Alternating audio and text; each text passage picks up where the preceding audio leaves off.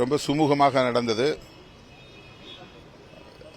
7 தொகுதிகளை நாங்கள் எழுதி கொடுத்திருக்கிறோம். 4 தனித் தொகுதிகள், 3 பொது தொகுதிகள். 4 தனித் தொகுதிகளில் 3 தனித் தொகுதிகள் விடுதலை சிறுத்தைகளுக்கு ஒதுக்க வேண்டும் என்று கோரியிருக்கிறோம். சிதம்பரம், விழுப்புரம், காஞ்சிபுரம், திருவள்ளூர் ஆகிய 4 தொகுதிகளில் 3 தொகுதிகள் வேண்டும் என்று கோரியிருக்கிறோம்.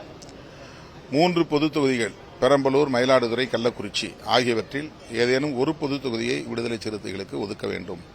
ஆக மொத்தம் 4 தொகுதிகள் கோரியிருக்கிறோம்.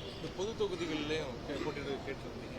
இப்போ நம்ம கடந்த முறை தேர்தலில் 2 தொகுதி பெற்று 2லையுமே வெற்றி பெற்றோம். 100% நம்மளுடைய வெற்றி இருந்தது. இந்த முறை 4 கேட்டிருக்கோம். வெற்றி வாய்ப்பு எப்படி இருக்குன்னு கருதுறீங்க? எந்தெந்த தொகுதிகள் இந்த 7ல மிக விருப்பமானதா விசிக?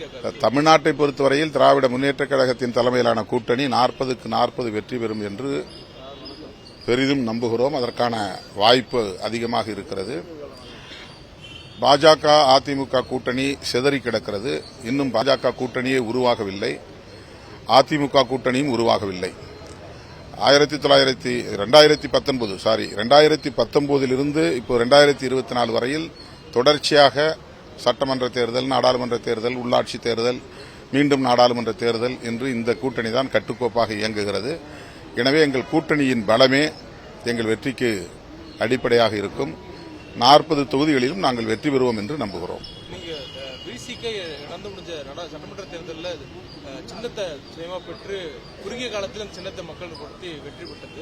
இந்த முறை தனி சின்னத்தில் நிற்க போதா இல்ல கூட்டணி கட்சி? இந்த முறை விடுதலை சிறுத்தைகளுக்கு சின்னம் ஒரு பிரச்சனையாகவே இருக்காது.